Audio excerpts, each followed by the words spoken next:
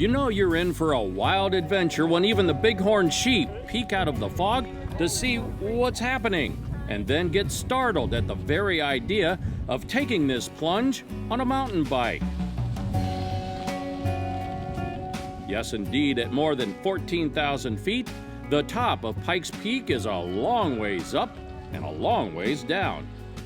I wanted to welcome you guys to 14,115 feet above sea level.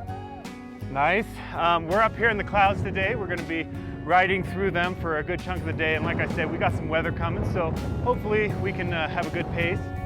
Lots of people visit Pikes Peak, and a most popular way to summit is by taking the famous Cog Railroad. Now, not nearly as many people choose to use mountain bikes to make the descent, but in my book, this is the ultimate use of gravity and grip on the brakes.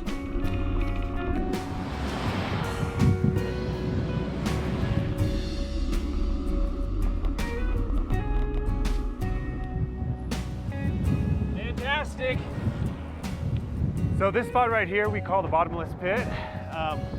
Aptly named, of course. There's a pretty good drop off here past the rocks, but normally right here you can see all the way to Denver and into Colorado Springs. Right now obviously we got clouds, so we got some nice cloud cover today. It makes it look kind of like there's some snowy hills out there, but it's the clouds. This is what it's all about, not just a great bike ride, but what wonderful views. It is indeed a picture paradise, and I'm taking a lot of pictures. It's a beautiful ride that should be seen from behind the handlebars rather than a steering wheel, and what a sight it is from above as the bikers make their way around these signature switchbacks. Generally, if you can ride a bike well enough, you can come on our tour because it's just down the road. It is nerve-wracking, don't get me wrong, because there are some cliffs and stuff along the side, but we don't have too much difficulty in the ride. It's mostly a simple ride. Simple indeed, and quite honestly, not quite as terrifying as it looks from this camera attached to my handlebars, and with speed sometimes exceeding 20-25 miles an hour, it's one of those adrenaline rushes that are safely enjoyed and worth doing a little bragging about.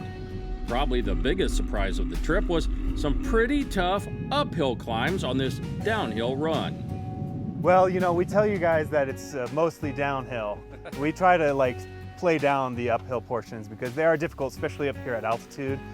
When we're up at the top, that first hard hill we do, we're getting about 65% of the oxygen you get at sea level. So that ends up wearing down on you. And did it ever. So like several riders on our trip, I was 0-2 and out. So walking was a very wise decision.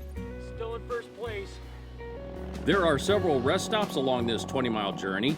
Beautiful spots where you should stop and enjoy anyway. And yes, we all finished the ride on our bikes, and it really was a ride for all seasons. As you would see from some of the footage up there, we got where we were in the clouds, then we got where we were coming out of the clouds and it started to rain on us. And now look, I'm wearing shorts, it's beautiful out here, no longer need a hat. We just, the weather just doesn't really stay the same here in Colorado. We like to change it as often as we can. Which, as we all know, is one of the things that makes Colorado such a great place to visit.